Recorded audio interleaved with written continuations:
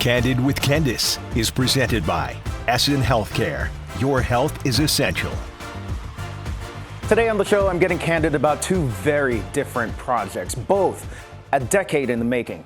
We've all heard about the civil rights organization, the Urban League. It has spent the last 10 years developing the biggest building in Harlem in 50 years.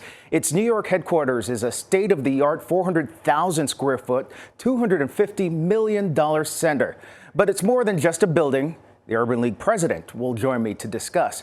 But first, another project 10 years in the making. A photographer spending 9 years taking pictures of people at the same Midtown Manhattan intersection in the same hour every day for this fascinating study of human behavior and changes. Imagine watching the same New York City intersection at the same time each weekday over the course of 9 years. What would be your observations? What routines would be common? What outfits would be frequent? How would people age over the course of a decade? For more than 1,000 days, famed photographer Peter Funch posted across the street from Grand Central Station. Did you observe like other life changes, like a wedding ring, or a wedding band? No, a fun thing was people working with literature. Armed with a Canon camera and a cup of coffee. Would most people be crossing like this, or is it more of like a diagonal aspect? Diagonal, kind of walking in here and then up. Okay. And I think that was the interesting part where, you have the buses, you have all the traffic behind and the... Careful. Yeah. Okay. And I think that was with very few elements, the scenario changed so much from, the bus to trucks, everything coming apart. Yeah. To the light, Googling, oh, that's a good book, oh, that's a bad book. But I didn't really use it. But it's like, with that folders, with paper, it's like, what does it say on the paper? It was like, it became a little too kind of a stalker-like, so I skipped that whole part. All right, so you were over here. Yeah. Let's head over there. Yeah, right here. So it's, standing here, I put my bag. Your coffee would be here. So, I had the same rituals, I did the same thing. So you had a ritual as well? Yeah. Listen to the music and, good memories of listening to so much music up here. Do you remember what kind of music you would listen to? A lot of Interpol, Clinic, just a lot of New York rock. The project, which initially started as an experiment in human behavior, resulted in the photography book Tomorrow, Tomorrow, and Tomorrow. Years after it's released, remains incredibly popular in various photography circles. Over 9 years, I was here between 8:30 and 9:30 in the morning in the summertime, where people dress the same because it's hot, where the reflection of the houses, of the buildings were the same. So all the images look the same the whole way through from 2000, from the first one, 2007 to 16. What is it for you when you see people walking down the street? Do you kind of imagine what their stories are? Do you imagine what their lives are like? A little bit. I think it's about, being curious about the big picture, about society, and then starting zooming in and in to becoming very zoomed in on the face and the smaller things we're doing in the street, in the public space. And I think that's what I did here with my project, 42nd of Annual. I zoomed in all the way in to, you could call it like a private space in the public space, a private sphere. And it's like, what are people doing? They're drinking their coffee, they're smoking the cigarette, they're thinking, they're listening, they're doing the same thing. It's like a little private room out in the public space. And I think that was my fascination. How close could I get in a space, in an area where there's so many people, there's so much chaos. Yeah. And then in a rush hour where it's just like the city is full on. Funch chose this location because he sees Grand Central as the lung of New York City, with 750,000 daily locals, commuters, and tourists. What were your observations? But it's it's so minimal. It's about the rituals, the routines, the meditation on what people do in a public space. And it's not like, trying to look and observe with empathy and respect for the people. And many has asked, have I been judgmental? I don't feel I'm judgmenting or putting people in groups. I try to represent, what's the New Yorker, how do they look like, what are we, what's our ethnicity, what's our background, how do we look? I was also really trying to showing the, you know, the two images where they did the same. I really went for the pattern all the time. So, but I saw some people who, you know, long hair and then had a haircut. You know, the very small details. Yeah. I think, I mean, this is like cute stories about us changing our daily life. There's I think a security man or a banker over at the bank over here. Him over 9 years. He got a new uniform, his hair changed, he got a bit more gray beard. You know, so you could see the aging in some of them.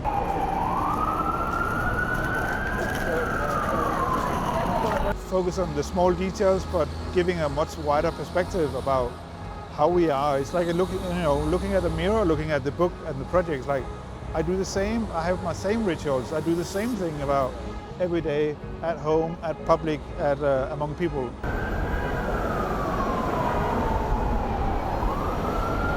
Do you speak with any of them? Yeah, but also a lot after. Okay. You know, people who contacted me over Instagram or seen the book at the book fair. Like, I've been on a holiday with this guy, you know, showing me a picture, him with a drink in a pool or by a boat. And a lot of people wrote me that I'm the one, I look different now. So I think there's been a lot of nice, great interactions afterwards. From this corner, I learned about somebody passing away, a grandchild, I can't remember now, a grandchild or child of some person who kind of was telling a beautiful story about how he lived a good life and just loved the routines and the, you know, just, you know, beautiful things about a person. Of the thousands of photos he took, Funch narrowed it down to just a few dozens of shots. Found very little change over the years as far as routines and habits and wardrobes, describing us literally as creatures of habits in the big city. What do your routines say about you? As for this German photographer's observations about New Yorkers, What's your takeaway about New York from your observations? I think just the word yes. Yes. Just yes. That's a yes mentality here that I still appreciate so much. You know, let's do it. You know, when you come talk to people, it's just like, yeah, let's do it.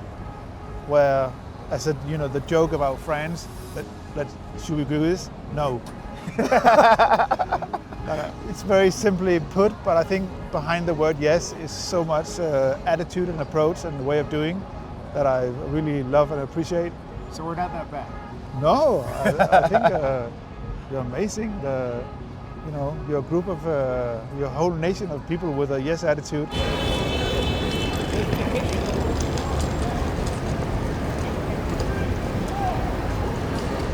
Up next, what will this new Urban League project mean for those in Harlem and beyond? 10, 9, 8, 7, 6, 5, 4, 3, 2, 1. And Mark Muriel joins me right now here in studio. And Mark, Hey, congratulations. Kendis, good to be with you, Good man. to be Thank with you. you. Appreciate you, yeah. Over the years. Yeah. So the largest building in Harlem? Largest building in 50 years In in 50 Harlem. years in Harlem. Harlem. And the last big building was the Adam Clayton Powell State Office Building, which Okay. of course is the tallest building in Harlem. I think we're the second or third tallest at 17 stories. So we're an uptown skyscraper. This building, this work, this organization, this leadership, it feels befitting of the legacy of greatness that so many Black New Yorkers have built here in Harlem. Because these are the streets that have been walked by some of the greatest musicians, writers, political minds, and civil rights leaders in our nation's history. And this building, it honors their stories, it honors their contributions to our city's past, and it ensures that those contributions continue through our present and into our city's future, and it will be an honor to be a partner in that work and all that comes with it. Thank you so much. And we focused on the fact that our lease, because we were renting in Lower Manhattan, was going to expire. We started to envision what we would do next, and it was important to me that our next move be a move of ownership, not renting, because in New York, the rent is too damn high. Yeah. And secondly, we are an organization that focuses on ownership. We encourage people to own homes. We encourage people to build businesses. We encourage. How are you helping people do that Well, New in York? this instance, this building has 177 units of all affordable housing.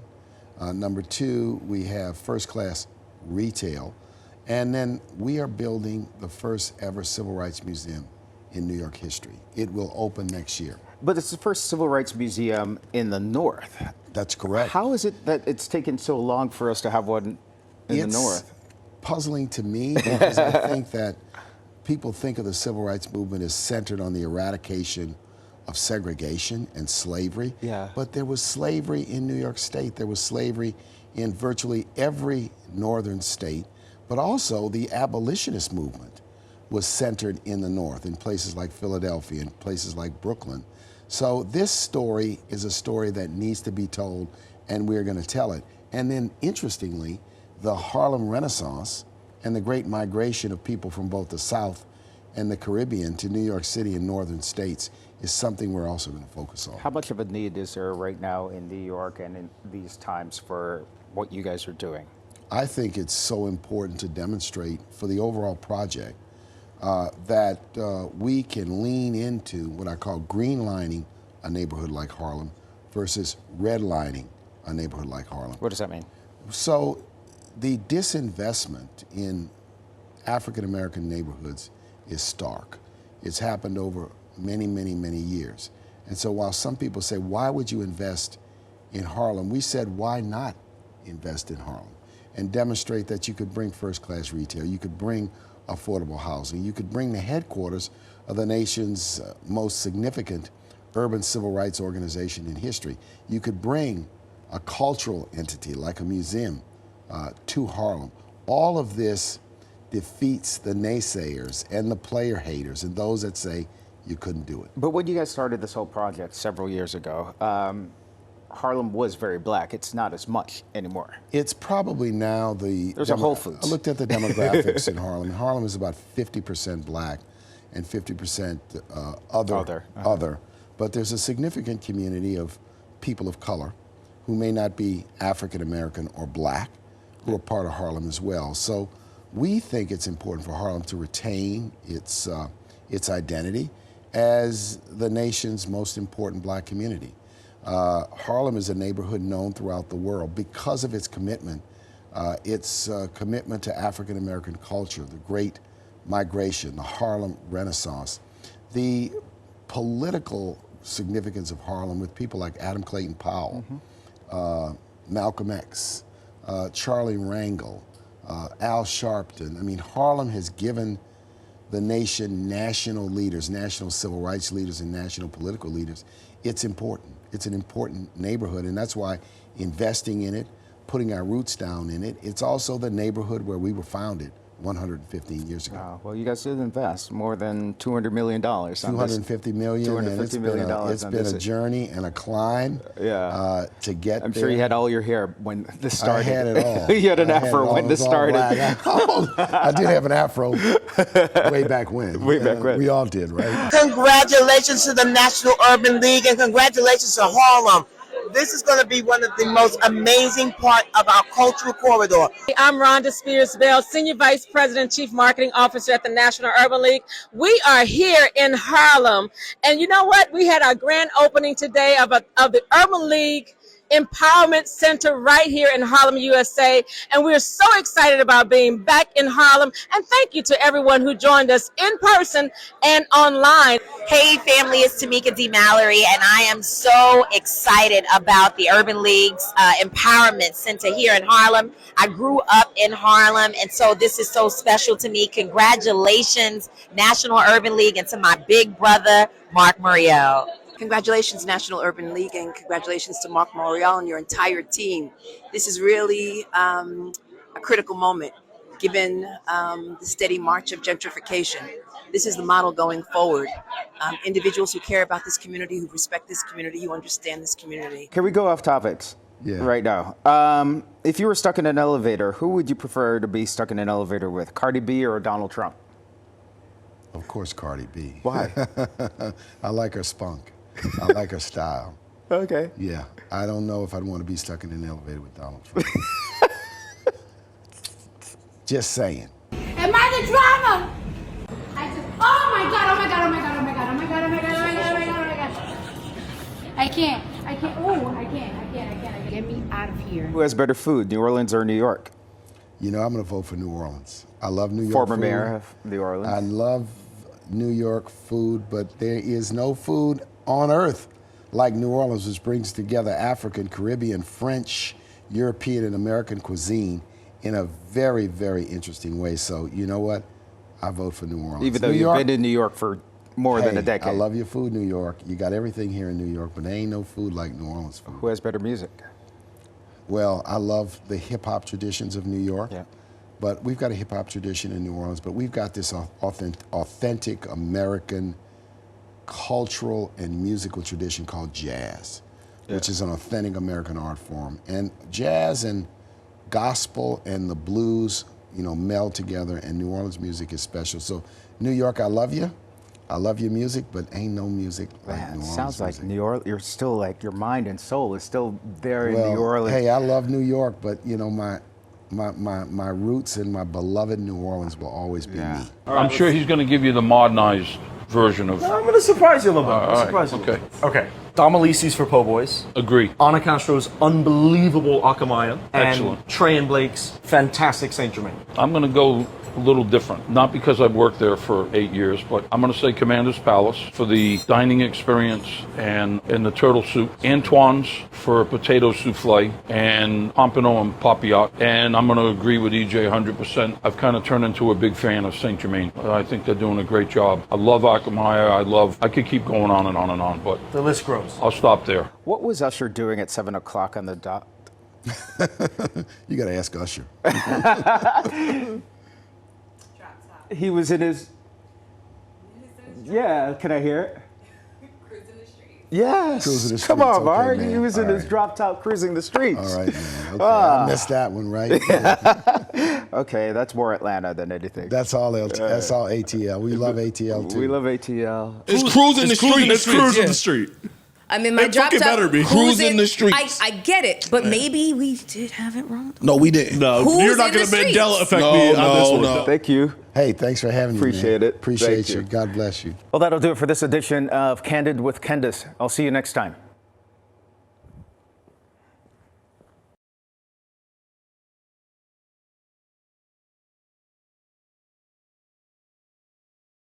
Take 13. We're getting better. I'm getting candid about two very different projects, both a decade in the making. We've all heard about the civil rights organization, the Urban League. You caught me. You threw me a curve. All good.